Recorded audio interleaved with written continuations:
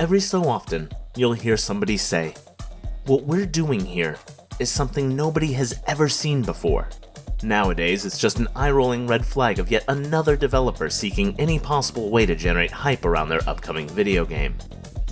But it doesn't always have to be that way.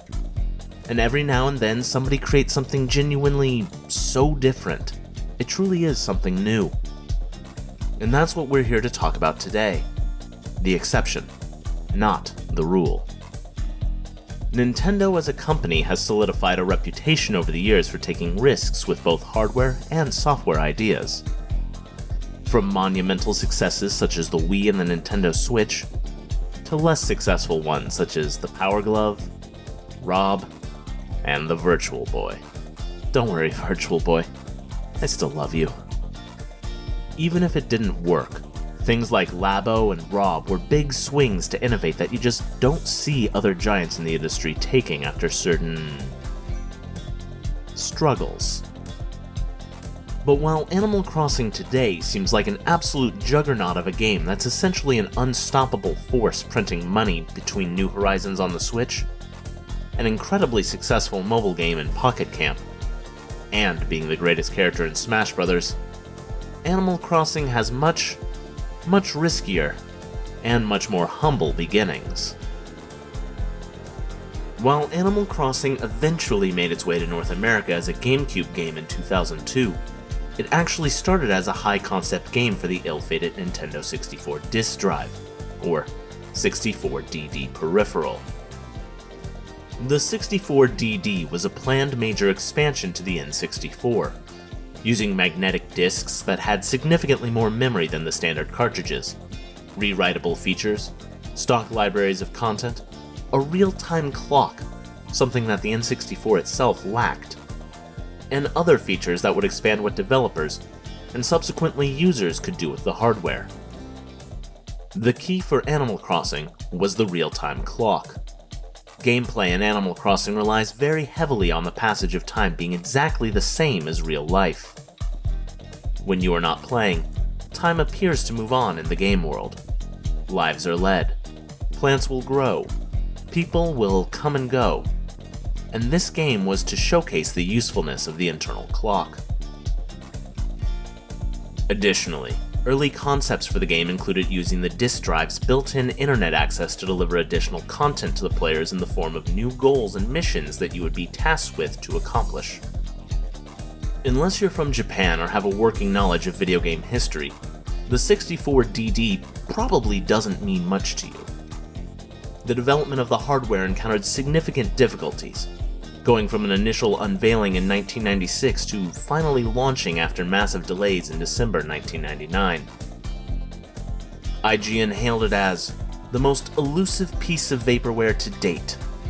Duke Nukem Forever's 14-year development cycle was only just starting at this point.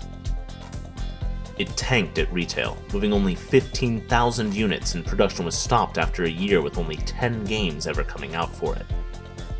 All this to say, the development team who had been working on Animal Crossing, then known as Dobutsu no Mori, or Animal Forest, since 1997 as a 64 disk drive title, found themselves working on a game for a platform that appeared doomed to never come out, and even if it did, was going to be so niche their game would never stand a chance. So, they pivoted, putting a battery into the cartridge to allow for a real-time clock, and shifting features away from the aspects that relied on the disk drive, resulting in a massively stripped-down game that removed many of the goal-oriented features in the original design. Animal Forest was finally released on the N64 in Japan in April 2001 as Nintendo's official send-off to the console, being the last game that Nintendo themselves would develop for it. But this isn't the full story of Animal Forest. To do that, we'll need to actually take a trip back to 1986, and the start of the game director Katsuya Eguchi's career. In 1986, as a 21-year-old, Eguchi made the big career leap of moving from his hometown of Chiba to Kyoto to take a job at Nintendo. And that experience was something that really stuck with him. The loneliness, the feeling of having to start over. The experience of that and making new friends in a new place was the seedling of the idea for Animal Crossing. In his own words, Animal Crossing features 3 themes: family, friendship, and community.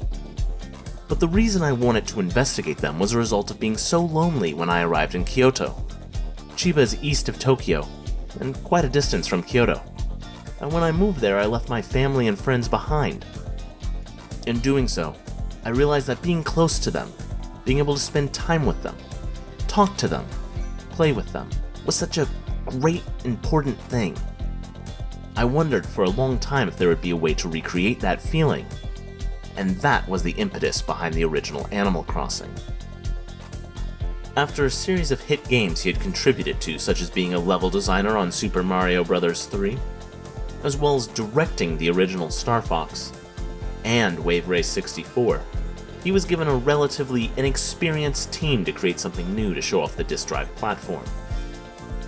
And so, the team marched forward, initially working on a design where the player character was an essentially helpless individual who had just moved to a new town and would find themselves with goals, but unable to accomplish them on their own.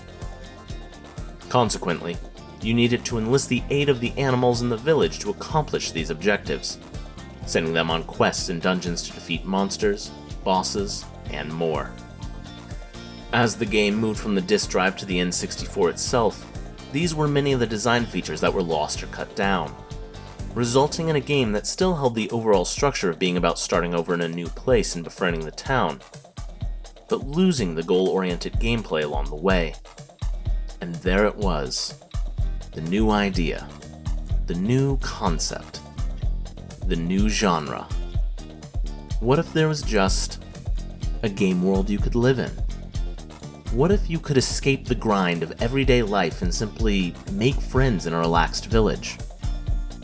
Nintendo felt they had something here, but they had no idea how to describe it and market it.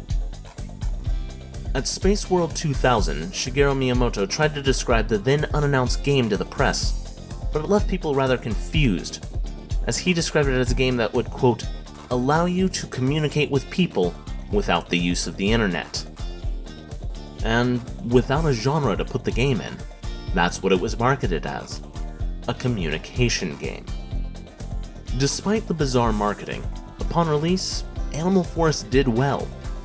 But the fact is, it was a late release on outdated hardware that hurt sales.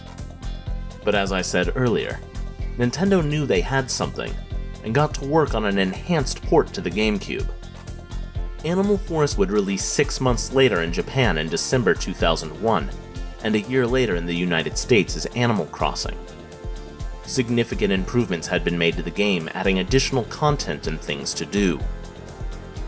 The original N64 release lacked things such as the Able Sisters, where you can build custom clothes. The museum, where you can donate fossils, fish, bugs, and more, did not exist in the original release. Cap'n and the Dock, as well as Mayor Tortimer, were added to the GameCube version as well to create additional content for the players.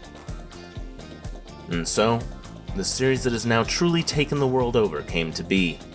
5 main installments and countless spin-offs later, a common sentiment I hear is how much more personality the original game had, how it's secretly a masterpiece that still holds up today, and how it's still one of the best ways to experience Animal Crossing today. So, today, I'm going to leave my island, board a seaplane, and fly from my Switch over to my GameCube to revisit the original Animal Crossing. Take a look back at the series' roots, and see if there's any truth to the claims that this journey through Tom Nook's financial hell is still worth your time today.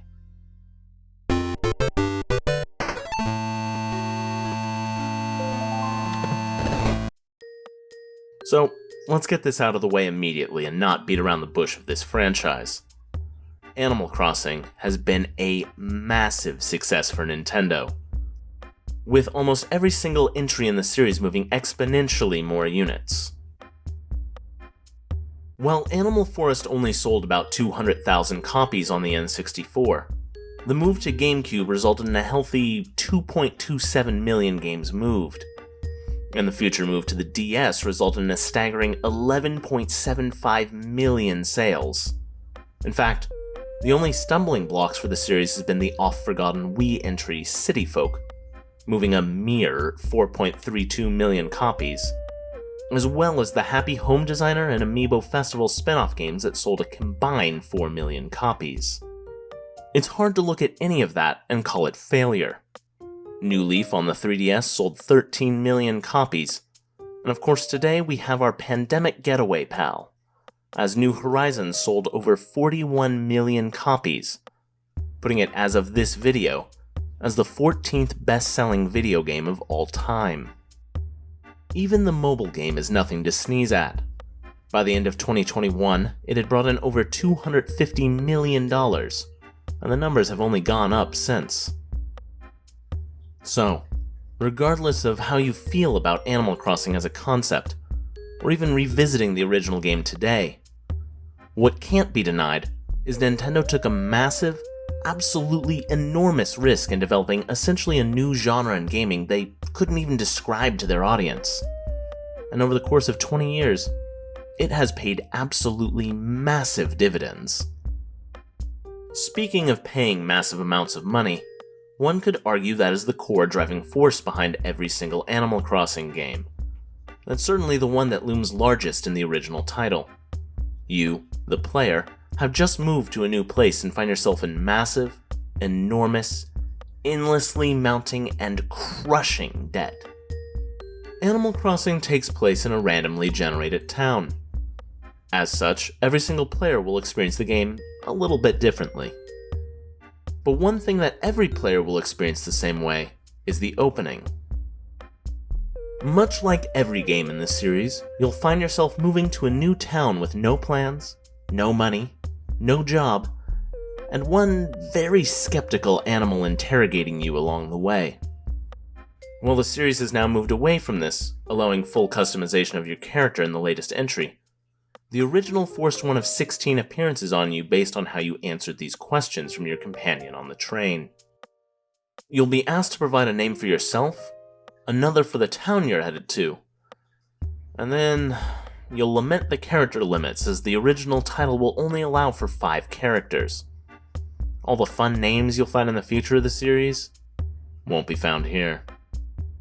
The setup and almost entire plot of the original game is that with your poor decision making, your pal on the train Rover takes notice of just how screwed you are, makes some phone calls to a friend in town to make sure you'll have a place to stay.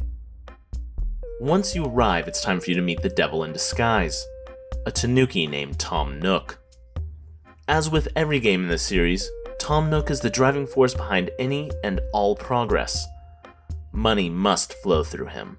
Change must flow through him. Power must flow through him. And with future helpers such as his nephews and Isabelle not yet present in the series, Nook looms over the entire proceedings like a god you must appease.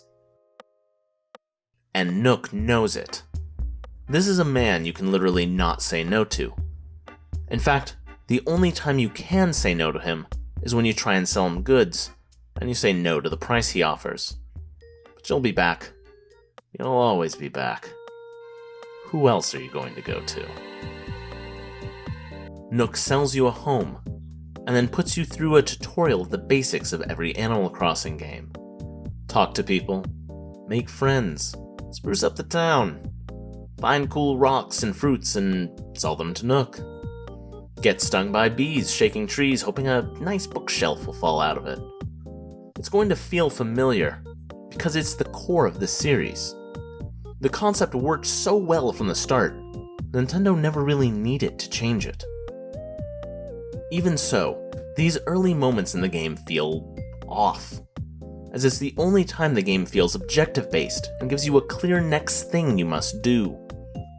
Animal Crossing works best when there's no goal, and the rest of the game simply leaves you to live your life how you see fit.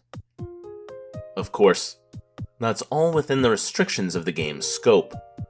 You have to remember that at its heart, this is simply an enhanced version of an N64 game. You're not going to find the depth of any open world game in the last 15 years here. Where most players start in every game is the quest to clear your overwhelming and infinite debt. And the most consistent route to doing so is to shake the trees around town to get fruit to sell. However, just like every other game in this series, the fruit that grows natively in the town is worth very little, making it a painful grind to clear the debt that way.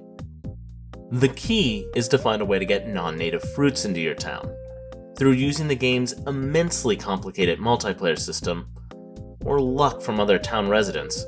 You'll be able to get a non-native fruit, and instead of selling it, you need to plant it. Planting the fruit will act like a seed, and result in a tree that bears fruit.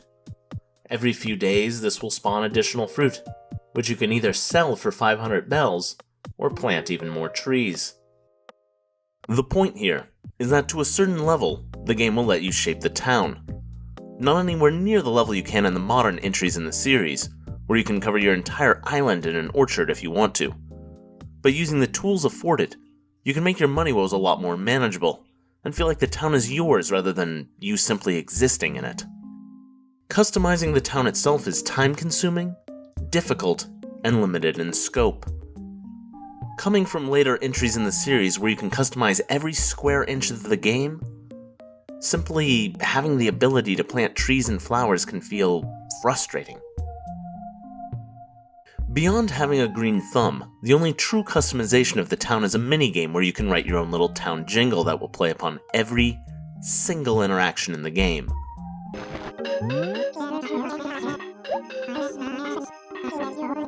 If it's a tribute, it's not copyright infringement. While the customization is something that the original title wants you to feel is truly embedded everywhere in the game, there's only two places where it truly excels: clothes and your home. Let's start with the home. The reason I brought up making big cash money with fruit first is that in order to expand your home, you'll need to pay off your debt to Nook. Every time you do so, he will insist on increasing the size of your home, eventually resulting in a 3-story home with a fair amount of space to put the bits and bobs you collect along the way. Your house starts ludicrously small, barely even qualifying as a studio apartment. All you will find inside is a box and a notebook. Every day as you play the game, you'll find new things to fill the space with. From wallpapers and flooring to a wild assortment of furniture you can place around your house in creative ways. Want to build a cozy living room? Go for it. How about a space-themed classroom on the moon? That's okay too. Or a basement dungeon cult shrine to Tom Nook? Encouraged. These things will be acquired via shopping at Tom Nook's store, talking to other villagers, triggering random and specific conversations, or finding limited-time vendors that appear on certain days that sell rare items. There's even a grading system known as the Happy Room Academy, renamed later to the Happy Home Academy in future entries. This unseen force grades the insides of your home according to a system that I do not understand. But the internet has broken it down to a fine science should you want to know more. You'll receive letters from them every now and then giving your house a point score, where if you can break certain thresholds, you'll earn some rare items. I did not earn these items. The second area where the customization really excels is the clothes. There's new clothes you can buy every day from Nook's store, and just like everything else at his store, the inventory refreshes every single day. There's a fair amount of variety you can deck yourself out in, and you'll certainly find something to enjoy. The only real frustration here is that you cannot do a separate outfit as both your shirt and your hat. That customization wouldn't come into existence until the third entry in the series on the Wii. As with the furniture, there are custom vendors who make limited time appearances that can get you rare clothes depending on your performance.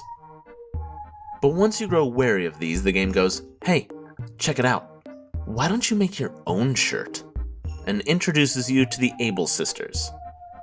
These sisters run a clothing shop where the idea is that you design patterns and put them out on display. While they were not in the original Animal Forest on the N64, they were at it for the GameCube port and have been a wonderful series mainstay since, slowly revealing more and more of their kind of sad past with each game. The painting system offered here isn't terribly complicated or intricate, but you have to remember, we're on the GameCube. Importing patterns from the internet was not yet really a thing. Where this gets especially interesting is that the designs that are put out for display in the store will sometimes be purchased by other villagers. So you can log in one day and find people in the town repping clothes that you designed. Doing whatever you want in any of these areas is really the key of Animal Crossing's design. And consequently, gamers who find themselves needing an objective may be put off by the more relaxed direction of the game. Even though Animal Crossing encourages you to shake trees, get stung by bees every day, make money, and customize your life, there are lots of other little things you can participate in to live your little simulated life. You can talk to the villagers and make friends with them, run errands for them, encourage them to change their speech habits, and even harass them into moving out should you desire. Kashmir, you are the literal worst. Refusing to move out despite my best efforts, and constantly blocking the best route to Nook. The villagers all fall into personality archetypes, and many will have similar, if not outright identical personalities and speech patterns, which, while understandable, is still a bit disappointing. This remains true as the series has worn on, with slightly softer edges put on many of the residents who in the first game can veer wildly from your best friend to openly hostile. Series staples like fishing and bug hunting are here, and play largely the same as they have over the full 20 years Animal Crossing has been around. Some mechanics are entirely unique to the original game and never make a return, such as the wishing well that allows you to ask forgiveness for hanging on to items you were supposed to deliver, or check in for hints on where to find buried treasure. Speaking of buried treasure, every day a certain number of cracks will appear in the ground around town. Digging those up with a shovel will yield rewards. As it has always been in the series, sometimes it will be furniture, sometimes it will be money, but most often, it will be unidentified fossils which you will need to mail to a third party to get identified. Which brings me to yet another thing you can, and are frequently encouraged to do. Buy paper and write letters. You can write letters to townspeople and they will try and respond. You can write letters to other players, and you can write letters to the museum, sending them the fossils for identification. They will come back a day or two later fully identified, and from there, you can sell them, display them, or give them to the museum. I want to take a step back here for a second and wonder what Nintendo was thinking with this mechanic. They just got it so deeply wrong with fossils in this first game. Every other game in this series, you simply take your fossil to Blathers, the curator of the town museum, and he will use his wits and intelligence and presumably a degree in archaeology to identify the fossil, and tell you if the museum would like it or not. In this first game, he is not yet confident, and if you attempt to show him an unidentified fossil, he will tell you to mail it to Division, shoot it up the ladder. This is simply too high for his pay grade. Instead, you have to go by paper. Inform the game you would like to write a letter to the museum. Write a letter to the museum. Attach your fossil to the letter. Go to the post office and mail the letter. Wait until you receive a letter in the mail identifying the fossil. Put the present in your inventory. Open the present. Take it to the museum. Check manually to see if the museum needs it. Donate the fossil. Or attempt to donate the fossil and get a 45-second speech about how they can't take it. It's just horrendous game design, and it's shocking in 2001 this was deemed acceptable. It makes one of my favorite elements of the series an absolute slog compared to the fun I've had with it through the rest of the series. The town museum has long been a weird but favorite part of the series to me. A small town in the middle of nowhere with no more than 10 residents has a full museum with 4 wings and staff to operate 24 hours a day? Let's just ignore the workers' rights violations and that the lone employee is never, ever off the clock. Blathers starts with absolutely nothing in his museum, but as you play you can donate things to him. Fossils, insects, fish, and art can be donated to slowly build up a full museum to thrill the masses with. It really itches that completionist aspect of playing these sorts of games nicely. It will take you quite some time to complete, as you will soon discover that some of the animals only appear during certain months, and others will only appear at certain times of day. So you could find yourself playing an extremely painful late-night session to get the rare fish. Once you're done for the day, you have to return home and inform the game you're ready to quit to engage in the extremely lengthy save procedure that takes up almost an entire GameCube memory card. Failure to do so will not only result in you losing all your progress, but you'll receive increasingly deranged and involved visits from Rossetti, an extraordinarily angry mole who has some pretty major issues with you not saving. It's worth it to do anyway, as these conversations with the furious mole are some of the game's best moments. With the recent entries having moved to an autosave model and Rossetti being reduced to an in-game rescue should you get yourself trapped in the game's elaborate construction systems, it's fun to check out his roots as the loudest, angriest man alive. And that's really what you do in the original Animal Crossing. You just kind of vibe in your lane and ever so slowly work your way out of debt. Make a little home for yourself and make friends along the way. You'll be slowly pushed in a few directions every now and then, but the game will never, ever punish you for not following that thread. This is not a game you can sit down and beat in one day. In fact, it's a game that you will very quickly run out of things to do every day if you try and play it for long periods of time. Animal Crossing is a game that you were meant to visit briefly every day, or every few days. Spend a little time with the town and relax. Watch the seasons change from winter to spring and to summer. And simply kick your feet up and escape the rigors of the real world. The day-to-day in your virtual world is punctuated by events that can break up the monotony of the simple life, changing things in certain ways. Here's where some of the wackier aspects of the series got their start, with things like Jones' Stock Market, where you can buy and sell turnips for profit, or Red's Emporium, where you have to use a keen eye to identify which items he's selling are fakes, which are real. Villagers will celebrate certain holidays, and the game will alter the town to accommodate. During the New Year's celebration, you can find villagers who would usually be asleep and unapproachable at midnight out partying in front of a sign while fireworks go off. These little connections to the real world are nice little flourishes that add a sense of excitement to the game. You can even leave town in this early iteration of the series.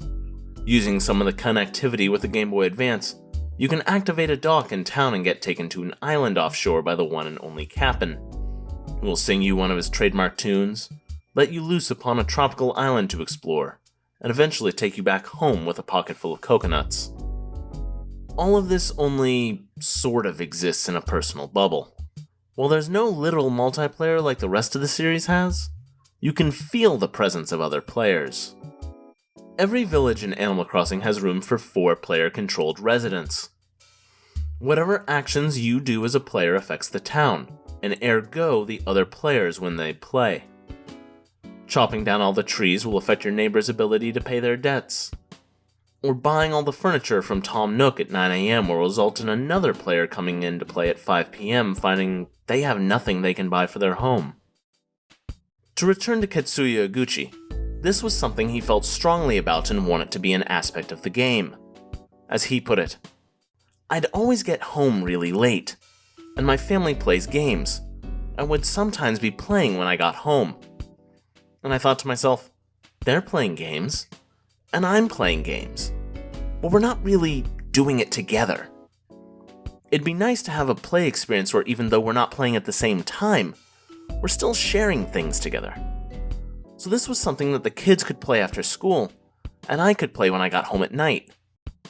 And I could kind of be part of what they were doing while I wasn't around.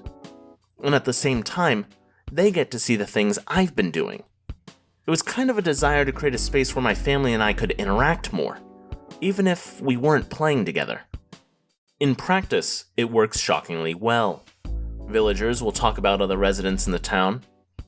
You can sort of feel their presence as you work together on things like completing the museum collections or sharing tools via the limited trade system in the game.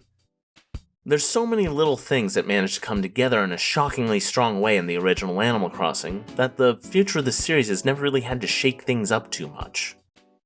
Wild World was content to fit the original game onto a DS and add real-time multiplayer to the mix. City Folk added a new city destination you could go to instead of being trapped in your own little village bubble. New Leaf gave you stronger control over the town you live in and let you set ordinances to help build new shops and set the hours to work more for you.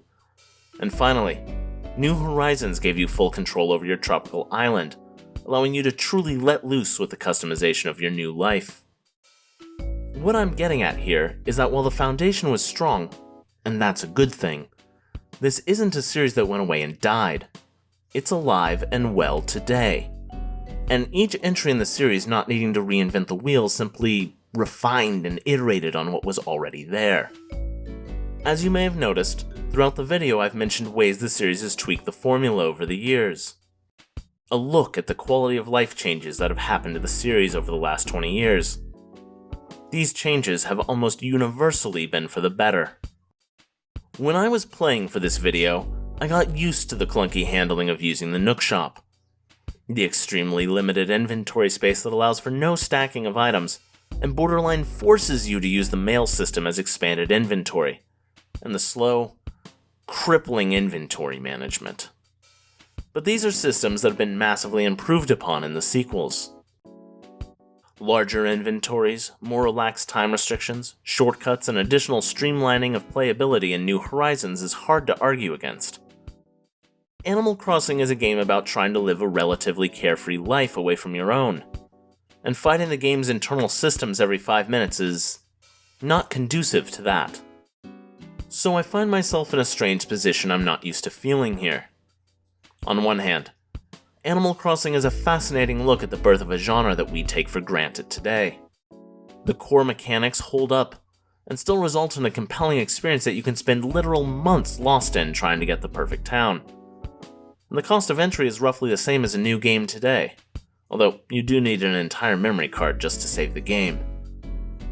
It's still tough to recommend, simply because the series is more accessible than ever today, and those versions of the game simply play better at a more affordable price point.